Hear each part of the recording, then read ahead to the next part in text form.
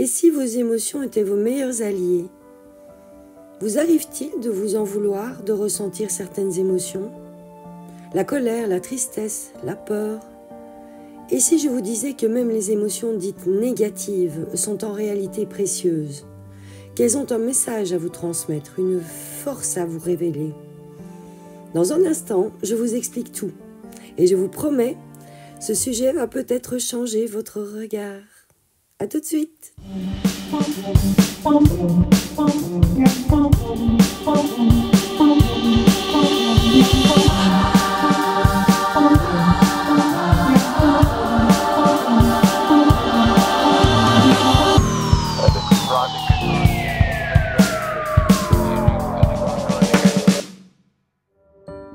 Vous pouvez faire confiance à vos émotions.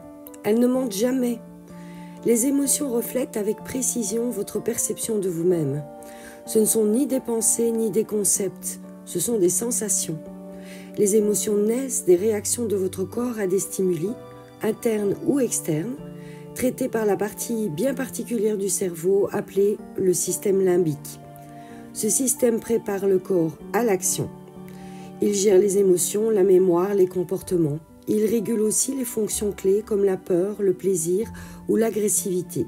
En réalité, les émotions sont faites de réflexes, de réponses instinctives à des besoins fondamentaux. En 1920, Walter Cannon a identifié la réponse instinctive du corps face au danger. Il l'a divisée en 3 mécanismes fondamentaux, la fuite, le combat et la soumission. Depuis les débuts de notre évolution, c'est ce mode de fonctionnement primitif mais efficace qui nous guide face à ce que notre cerveau perçoit comme une menace. Et aussi évolués que nous soyons aujourd'hui, nous fonctionnons encore selon ces 3 schémas de base. Voici maintenant votre boussole intérieure pour mieux comprendre vos émotions. Le combat est associé à la colère. Il révèle un attachement, un lien émotionnel. La tristesse est liée à la fuite. Elle traduit un manque. La peur est reliée à la soumission. Elle indique un besoin de contrôle insatisfait. Prenons un exemple concret. Votre patron ne reconnaît pas la qualité de votre travail et cela vous met en colère. Cette colère n'est pas une faiblesse. Elle indique un attachement émotionnel à la situation. Si cela vous touche, c'est parce que vous accordez de la valeur à ce que vous faites et que vous estimez ne pas être reconnu à votre juste mesure. Alors écoutez bien ceci. Vous n'avez aucun contrôle sur la manière dont les autres vous traitent. Aucun. Leur comportement ne révèle qu'une chose, leur propre manière de fonctionner. En revanche, ce que vous ressentez face à cela, ce que vous en faites, c'est là que réside votre vérité. Ce n'est pas le regard extérieur qui détermine votre valeur. Votre valeur ne dépend ni de votre patron, ni de qui que ce soit d'autre. Elle dépend uniquement de vous. En résumé, votre esprit ou votre ego a fabriqué une histoire. Je ne suis pas valorisé, je ne suis pas reconnu, ou encore je n'ai pas de valeur. Mais tout ça est une illusion, une fable intérieure qui vient renforcer une blessure déjà présente. Maintenant, vous pouvez changer ça, parce que vous venez de comprendre une chose essentielle. Vous ne vous valorisez pas vous-même. Autre exemple, vous repensez à un souvenir d'enfance avec votre père. C'était une belle journée, tout était parfait. Ce souvenir vous remplit de joie. Mais soudain, la tristesse surgit, parce que ce père est parti définitivement et vous a laissé derrière. La tristesse révèle un manque. Ici, l'enjeu est d'éviter de tomber dans une histoire mentale que vous vous racontez, une version comme « c'était un salaud, il m'a abandonné, il n'avait pas de cœur », peu importe ce qu'il était ou ce qu'il a fait. La tristesse, elle parle de vous. Elle n'est pas là pour vous abattre. Elle n'est pas un poids à porter. Elle est un indicateur, un signal précieux qui révèle un besoin essentiel qui n'a pas été nourri.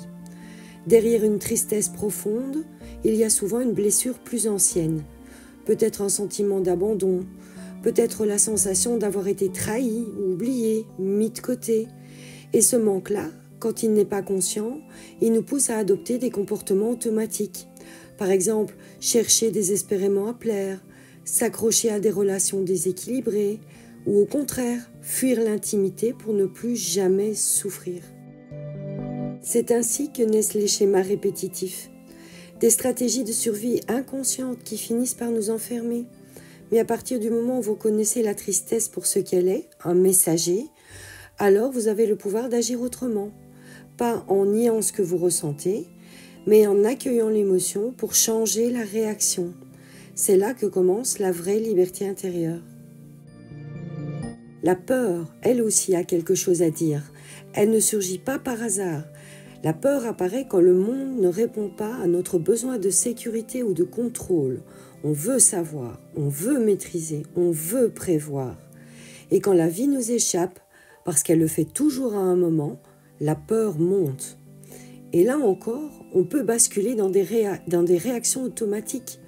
Vouloir tout anticiper, se refermer, contrôler les autres, les événements, les émotions. Mais plus on essaye de tout tenir, plus on s'épuise. Parce que la peur n'a pas besoin qu'on lutte contre elle. Elle a besoin qu'on l'écoute. Elle dit simplement « J'ai besoin d'un cadre, d'un repère, d'une sécurité. » Et c'est en reconnaissant ce besoin, sans chercher à le fuir, ni à le combler de force, que vous reprenez les rênes, non pas sur le monde, mais sur votre façon de l'habiter. Ce que je veux vous dire, c'est que vos émotions ne sont pas vos ennemis. Elles ne sont pas là pour vous bloquer, ni pour vous submerger. Ce sont des messagères, des guides, des boussoles intérieures. Colère, tristesse, peur. Chacune vous parle d'un besoin non respecté, d'une blessure encore vive, d'une part de vous qui cherche à être reconnue. Alors plutôt que de les fuir, de les refouler, de les juger, je vous invite à les écouter. Prenez une émotion comme un signal, un point de départ. Demandez-vous quel besoin se cache derrière, quelle blessure est touchée. Qu'est-ce que je veux faire là, maintenant, pour répondre à ce besoin autrement?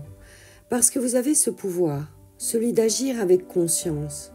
Et petit à petit, vous verrez que vos émotions ne vous contrôleront plus. C'est vous qui danserez avec elles, et non plus l'inverse. Merci d'avoir été là jusqu'au bout.